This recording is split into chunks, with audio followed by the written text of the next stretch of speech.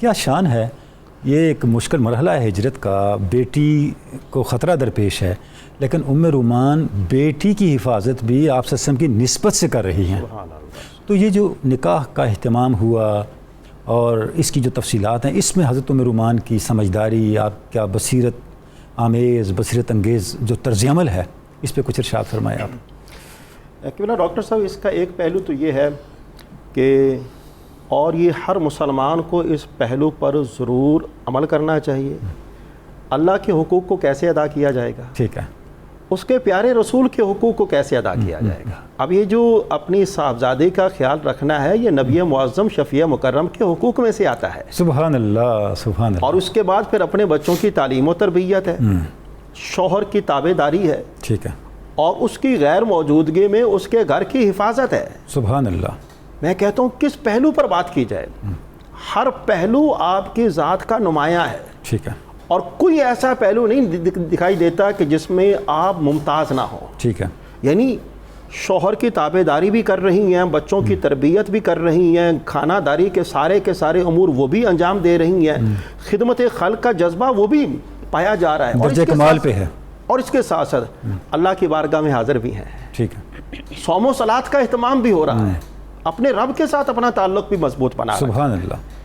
اور دوسرا پہلو یہ ہے کہ جب نبی معظم شفیع مکرم صلی اللہ علیہ وآلہ وسلم کی جانب سے پیغام نکاح سیدہ خولہ بنت حکیم کے ذریعے آپ تک پہنچا، سیدہ ام رومان تک پہنچا، تو آپ نے جس طرح کہ ابھی بیان فرمایا تھا، اور قبلہ ڈاکٹر صاحب نے بھی بیان فرمایا، حافظ صاحب نے، کہ آپ نے فرمایا کہ مجھے بڑی خوشی ہے. ٹھیک ہے. اور انہوں نے یہ والی بات کی تھی، خولہ بنت حکیم نے، اللہ پاک نے آپ کے گھر کو خیر و برکت کے لیے منتخب فرما لیا. سبحان اللہ.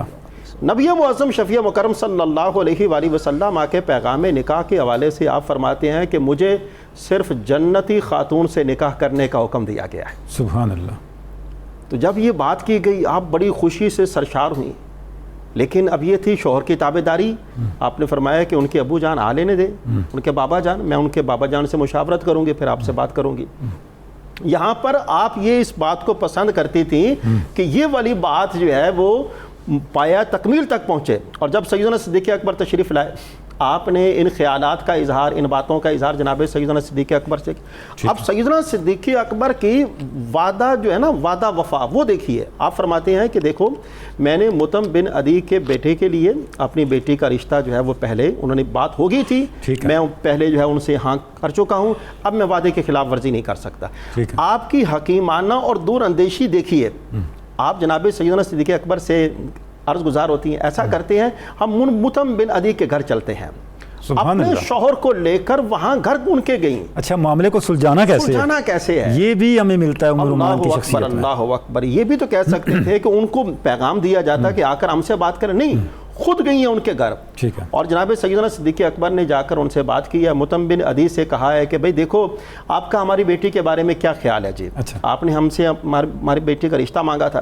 تو مطعم بن عدی کہتے ہیں کہ میری بیوی سے جا کر بات کر لیجیے. اور ان کی بیوی سے جب بات کی جاتی ہے تو وہ آگے سے جواب دیتی ہیں ہم اپنے لڑکے کو کسی بے دین کے ساتھ بیانا نہیں چاہتے. آپ کا گھرانہ جو ہے ان کی نظر میں وہ تو جب یہ والی بات کی گئی تو جناب سیدنا صدیق اکبر نے مطعم بن عدی سے کہا کہ بھئی تمہارا کیا خیال ہے، تمہارا کیا جواب ہے؟ تو انہوں نے کہا کہ میرا وہی جواب ہے کہ جو میری بیوی کا جواب ہے.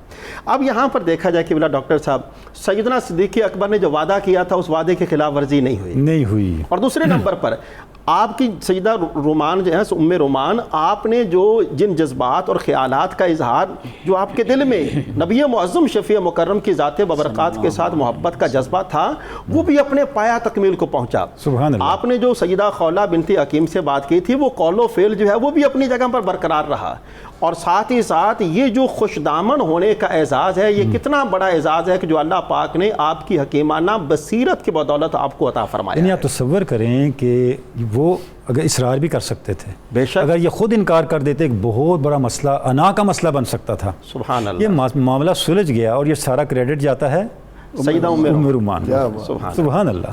تو یہ وہ ہماری جو آج کی مائیں بہنیں بیٹیاں ہیں، ان کو ضرور ان کی سیرت مبارکہ کے اس پہلو کو اپنے پیش نظر رکھنا چاہیے. سبحان اللہ. جلد بازی نہیں کرنی چاہیے. معاملات کو ڈائیلاگ سسٹم کے ذریعے حل یہ کرنے چیز کی ہے۔ کوشش کرنی چاہیے، اور یہ بہت بڑا طرز عمل ہے کہ جو آپ نے اپنے ڈائیلاگ سسٹم کے ذریعے معاشرے کے اندر رائج فرمایا، کیا بات اور جس کے ذریعے بہت سارے معاملات ہوئے ہیں۔ دیکھیں سیدنا صدیق اکبر، ان کا برم اور وقار وہ بھی برقرار رہا، سبحان اللہ۔ آپ کا قول و فعل وہ بھی برقرار رہا، نبی معظم نے جو پیغام بھیجا تھا وہ پیغام بھی قبول ہو گیا، وہ بھی مکمل ہو گیا، ایک ہی بات ہے، اور اس کی وجہ سے کتنے معاملات جو ہیں وہ حل ہو گئے۔ سنور گئے اور سلجھتے چلے گئے۔ سبحان اللہ۔